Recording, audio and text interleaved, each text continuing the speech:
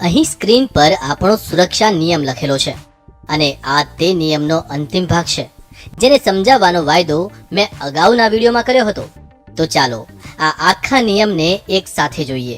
બીજા કોઈનું આપણા ખાનગી અંગોને અડવું, જોવું અથવા તેના વિશે વાત કરવી જરા પણ યોગ્ય નથી, સિવાય કે આપણા શરીરને સાફ અને સ્વસ્થ રાખવા માટે.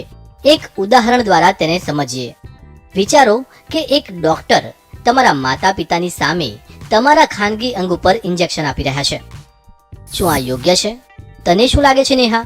ડૉક્ટર આપણા ખાનગી અંગોને અડી રહ્યા છે અને જોઈ રહ્યા છે, પરંતુ મને લાગે છે કે આ યોગ્ય છે, કારણ કે તેઓ આવું આપણને સ્વસ્થ રાખવા માટે કરી રહ્યા છે.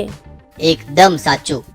જો કે ઇન્જેક્શનથી આપણને દુખાવો થશે અને આ ઇન્જેક્શન આપણા ખાનગી અંગ ઉપર આપવામાં આવી રહ્યું છે, તો પણ તે આપણા નિયમને નથી તોડી રહ્યું. સમગ્ર નિયમ કહે છે કે બીજા કોઈનું આપણા ખાનગી અંગોને અડવું, જોવું અથવા તેના વિશે વાત કરવું જરા પણ યોગ્ય નથી, સિવાય કે આપણા શરીરને સાફ અને સ્વસ્થ રાખવા માટે. કારણ કે ડોક્ટર આપણને સ્વસ્થ રાખવાનો પ્રયત્ન કરી રહ્યા છે. તેથી આ ઉદાહરણ આપણા સુરક્ષા નિયમને તોડી રહ્યું નથી. ચાલો વધુ એક ઉદાહરણ જોઈએ.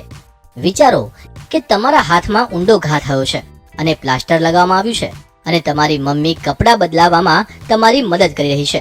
શું આ ઉદાહરણ આપણા સુરક્ષા નિયમને તોડી રહ્યું છે? તને શું લાગે છે આમિર?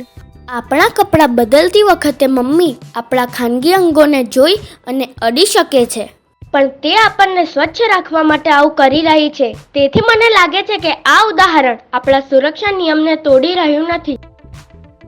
બહુ સરસ. ઠીક છે, હવે છેલ્લી વાર આપણે આપણા સુરક્ષા નિયમ ઉપર ફરી એકવાર ધ્યાન આપીએ. બીજા કોઈનું આપણા ખાનગી અંગોને અડવું, જોવું અથવા તેના વિશે વાત કરવી જરા પણ યોગ્ય નથી, સિવાય કે આપણા શરીરને સાફ અને સ્વસ્થ રાખવા માટે.